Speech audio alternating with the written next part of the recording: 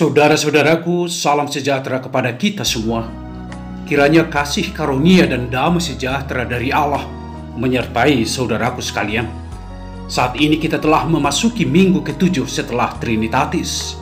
Firman Tuhan nas khotbah yang menyapa kita hari ini tertulis dalam kitab Yohanes 13 ayat 31 sampai ayat 35 dengan rumusan tema kasih sebagai perintah baru.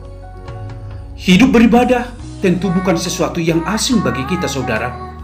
Bahkan barangkali setiap minggu atau dalam kebaktian wilayah, kebaktian keluarga, persekutuan marga, dan kantor, kita melaksanakan ibadah itu kita lakukan. Pelaksanaan seremoni seperti ini adalah baik dan benar kita perankan sebagai respons kita terhadap karya keselamatan yang telah Tuhan nyatakan melalui Yesus Kristus. Namun pertanyaan berikut, apakah hanya sebatas giat seremonial kita lakukan? Tentu tidak, saudaraku. Karena ibadah tidak pernah terpisahkan dari perilaku, karakter, dan atau cara hidup kita terhadap sesama, lingkungan, atau komunitas di mana kita hidup. Sesungguhnya, ibadah itu adalah perayaan kehidupan atau hidup yang dirayakan. Saudaraku, dalam syair nyanyian Kidung Jemaat Pelengkap dikatakan, apakah arti ibadahmu kepada Tuhan bila tiada rela sujud dan syukur? Apakah arti ibadahmu kepada Tuhan bila tiada hati tulus dan syukur? Ibadah sejati jadikanlah persembahan. Ibadah sejati kasihanilah sesamamu. Ibadah yang berkenan bagi Tuhan jujur dan tulus. Ibadah murni bagi Tuhan.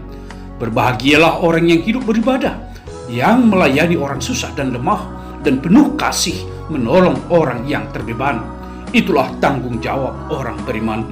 Saudaraku, begitu indahnya syair pujian ini yang menggambarkan jiwa dari ibadah. Ibadah sejati bukan sebatas aktivitas bergereja, bernyanyi, berdoa, dan ikut dalam ritus-ritus upacara keagamaan. Tetapi lebih dari itu adalah bersikap jujur, tulus, mengasihi saudara, melayani saudara yang susah dan lemah, penuh kasih, menolong saudara yang terbeban. Di sanalah ibadah itu menjadi benar. Adakah hati yang jujur dan tulus dalam kehidupan kita? Adakah hati mengasihi saudara dan sesama? Adakah jiwa yang tergerak menolong saudara yang terbeban dalam kehidupan kita? Saudaraku, baca dan camkanlah firman Tuhan kepada kita hari ini.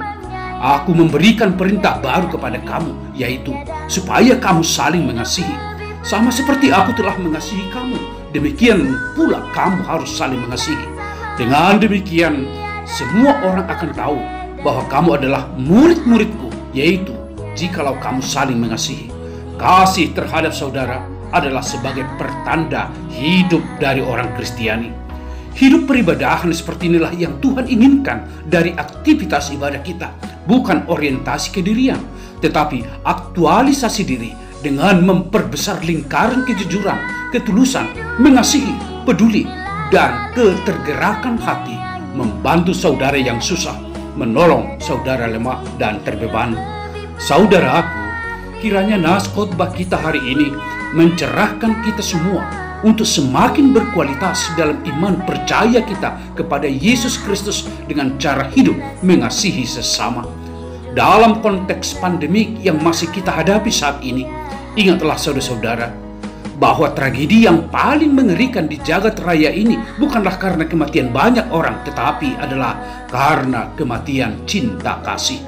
Biarlah kita semua menjadi pelaku cinta kasih terhadap sesama kita. Ingatlah, hari ini banyak saudara kita yang sedang menanti perhatianmu, perbuatan kasihmu, uluran tanganmu, dan tetesan air pelepas dahaga darimu. Temukanlah mereka di setiap wajah-wajah saudaramu dan sesamamu di mana engkau berjalan, berdiri, duduk, dan berdiam. Amin. Selamat hari Minggu. Tuhan memberkati dan melindungi kita semua.